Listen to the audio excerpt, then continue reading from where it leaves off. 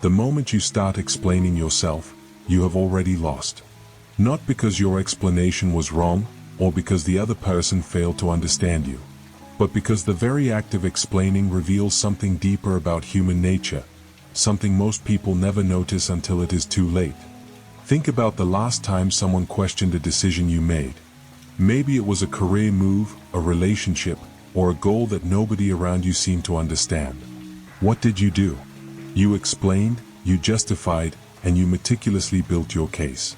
You offered reasons and evidence, trying to make your decision look reasonable in their eyes. In the moment, it felt mature. It felt responsible, like exactly what a confident person should do. But true confidence rarely needs to defend itself. And that is where most people make a critical mistake. Every time you explain yourself to someone who is not asking in good faith, you quietly hand them power over something that belongs entirely to you. Your judgment, your choices, your direction. The strange part is that most people do not even realize they are doing it. They think they are creating understanding, but in reality, they are creating a deep dependence on approval. And once approval becomes a requirement, freedom begins to disappear. There is a hidden psychological mechanism driving all of this. When people question us, the brain often interprets it as a threat, not a physical one, but a social one. It feels like a direct threat to our status, to our sense of belonging, and to how we are perceived by the world. To reduce that sudden discomfort, the brain forces us to act. We talk more. We provide additional reasons, trying to erase every possible doubt. But here is the irony. The more you explain, the more it appears that your decision actually requires defending. And the more you defend it, the more people feel entitled to challenge it. Suddenly, a decision that was never open for debate becomes a public discussion.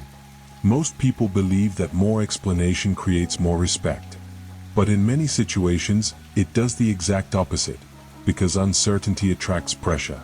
People sense hesitation long before they consciously recognize it, and hesitation invites questions. More questions create more explanations, which inevitably breed even more questions.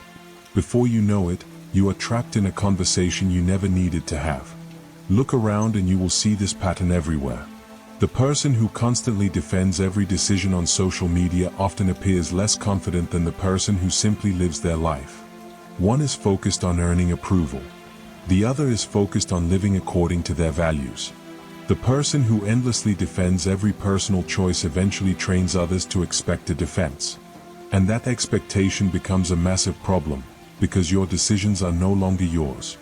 They are subject to review, to negotiation, and to approval. You probably know someone like this, someone who always asks why.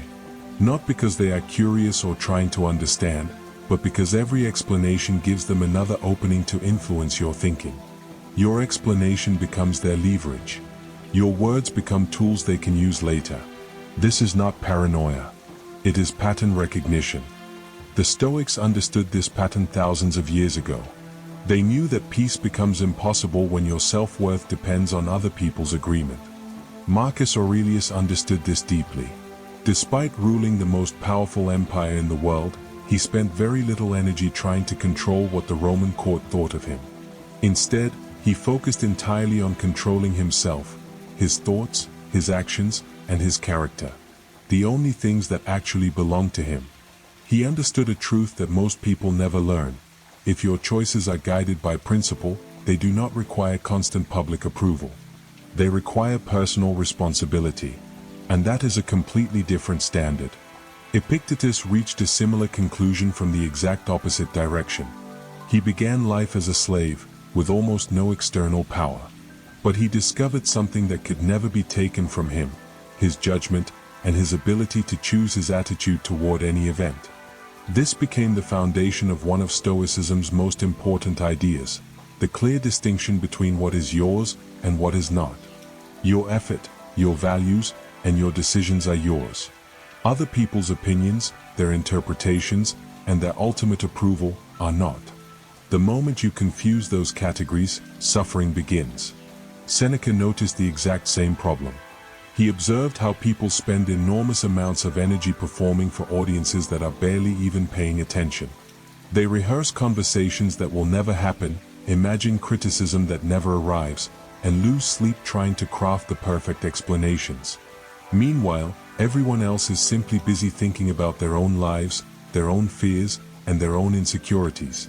The prison exists almost entirely inside the mind, and the key has been in your hand all along. So, how do you apply this ancient wisdom in modern life? The first step is learning the fundamental difference between communication and justification. Communication is simple. It informs, it clarifies, and it states reality. Justification is entirely different. It seeks approval, permission, and reassurance. Communication says, I have decided to take a different path. Justification says, please understand why my decision deserves your acceptance. That subtle shift in language matters more than most people will ever realize. The second practice is learning to become comfortable with silence. After clearly stating your position, stop talking. Not aggressively, not emotionally. Simply stop. Most people feel an immediate urge to fill silence with additional explanations. Resist that impulse. Silence communicates certainty in a way that words simply cannot. It says the decision has already been made. It says there is nothing left to negotiate. It says you trust your own judgment. The third practice is becoming highly selective about who actually receives your explanations. Not everyone deserves access to your reasoning. Some people genuinely care and want to understand. Others are looking for influence and weaknesses they can exploit. Ask yourself, if I explain this decision perfectly, will this person respect it? Or will they simply ask another question? If another explanation is always required, then explanation was never the solution. The conversation was never about understanding, it was about control. And that realization is terrifying at first. But it changes everything. You stop trying to convince people who have already made up their minds. You stop chasing validation from people who were never willing to give it. Slowly, something remarkable happens. You become calmer, clearer, and much harder to manipulate. Not because you have become cold or arrogant, but because you have finally stopped outsourcing your self-trust. At its deepest level, the urge to explain yourself has very little to do with other people. It comes from a quiet fear inside us, a fear that if enough people disagree with our choices, then maybe our choices are wrong. Maybe we are wrong. That is the real battle. The battle is not with critics or doubters. The battle is with the uncertainty inside yourself. When your decisions are rooted in careful thought, honest reflection, and genuine values, the need for external approval begins to fade. The people with genuine confidence are rarely the loudest people in the room.